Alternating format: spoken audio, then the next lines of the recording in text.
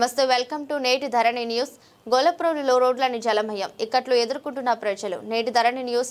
గొల్లప్రోలు సోమవారం తెల్లవారుజామున కురిసిన అకాల వర్షానికి గొల్లప్రోలు నగర పంచాయతీ పరిధి 16.17 వార్డులు వడ్డీవారి సెంటర్లో సీసీ రోడ్లు, మెయిన్ రోడ్డు, నగర పంచాయతీ కార్యాలయం నుండి తహసీల్దార్ కార్యాలయం వరకు చిన్నపాటి వర్షానికి మెయిన్ రోడ్ జలమయంగా మారి ద్విచక్ర వాహనదారులు, విద్యార్థులు పలు ఇక్కట్లను ఎదుర్కొంటూ అలాగే వడ్డీవారి సెంటర్లో సీసీ రోడ్ నుండి వర్షం నీరు బయటకు వెళ్లే మార్గం లేక అక్కడ డ్రైనేజీలు మూసుకుపోవటం, మిగిలిన చోట్ల డ్రైనేజీలు రోడ్డు కన్నా హైట్లో నిర్మాణం పనులు జరిగిన కారణంగా వర్షపు నీరు బయటకు పోయే మార్గం కనిపించడం లేదని 16వ వార్డు ప్రజలు ఆవేదన వ్యక్తం చేస్తున్నారు.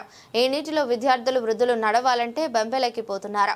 ఈ నీళ్లు రోజులు తరబడి నిల్వ ఉన్న కారణంగా దోమల బెడద అధికంగా పెరిగి ఈ వార్డు ప్రజలను పీడిస్తున్నాయని వాపోతున్నారు. ఈ మురుగు నీరు కారణంగా ప్రజలకు మలేరియా, డెంగ్యూ, విష జ్వరాలు, ప్రాణాంతకమైన వ్యాధులు వ్యాపిస్తున్నాయని ప్రజలు ఆవేదన వ్యక్తం చేస్తున్నారు. దీనిపై కాకినాడ జిల్లా కలెక్టర్ సాన్మోహన్ సంబంధిత మున్సిపల్ అధికారులు యుద్ధ ప్రాతిపదికన సీసీ రోడ్ హైట్ నిర్మాణ పనులు చేపట్టాలని, అలాగే పిఠాపురం కాంట్రాక్టర్ సూరవరపు దివాన్ నిర్లక్ష్యం కారణంగా ఇక్కడ ప్రజలకు ఈ దుస్థితి ఏర్పడిందని అక్కడ ప్రజలు ఆరోపిస్తున్నారు. దీనిపై సంబంధిత అధికారులు ఎటువంటి చర్యలు చేపడతారో వేచి చూడాలి. మరి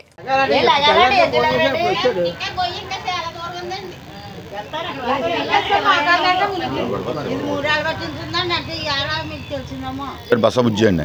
బసబుజ్జి ఇది గంట వరకు అంటారండి?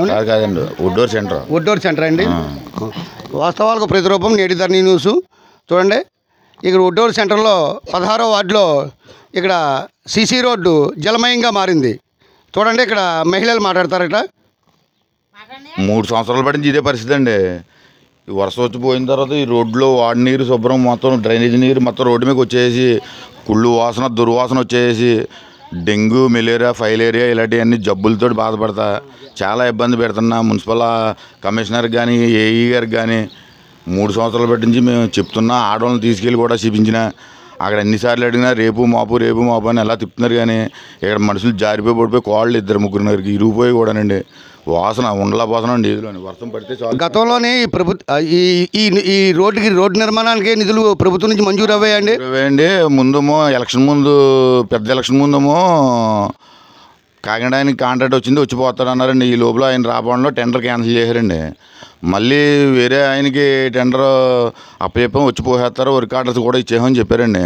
ఎవరైనా ఆ కాంట్రాక్ట్ ఎవరండి? సూరవరం దివాన్ గారు అండి. ఏ గారిని అడిగితే మేము వెళ్ళి అడగడమే కానీ వాళ్ళు వచ్చి ఇప్పుడు ఇక్కడికి రాలేదు, చేయలేదు. మేము వెళ్ళి అడుగుతుంటే రేపు మాపు అంటున్నారండి. కొన్ని 100 సార్లు ఫోన్లు చేసామండి, కొన్ని 10 సార్లు వెళ్ళి అడిగాం కూడానండి. చూడండి, గొల్లప్రోలు మున్సిపల్ అధికారులు నిర్లక్ష్యం కారణంగా ఈ రోడ్డు నిర్మాణం జరగలేదని ఇక్కడ ప్రజలు ఆరోపిస్తున్నారు. పిఠాపురం కాంట్రాక్టర్ సూరవరపు దివాణం అనే ఆయనకి ఈ కాంట్రాక్టర్ కింద ఈ ప్రభుత్వం అతనికి మంజూరు చేసిందట. కానీ ఆ దివాణం నిర్లక్ష్యం కారణంగా ఈ రోడ్లు పడుతున్నాయని ఇక్కడ ప్రజలు, మహిళలు ఆరోపిస్తున్నారు. ఏమండి చెప్పండి. మాకు పార్టీ పరం ఏమీ లేదండి. ఆ పార్టీ ఈ పార్టీ అని ఏమీ లేదు. మమ్మల్ని నీళ్ళంత కొంత పైకి లాగదీయండి. మేము కోరుకునేదల్లా అదే. అంతే అండి. రోడ్డు అంటే కనీసం మనుషులు కూడా చచ్చిపోతే లోన్ వేసుకోవాలి, కానీ బయటని వేసుకోనాక లేదండి.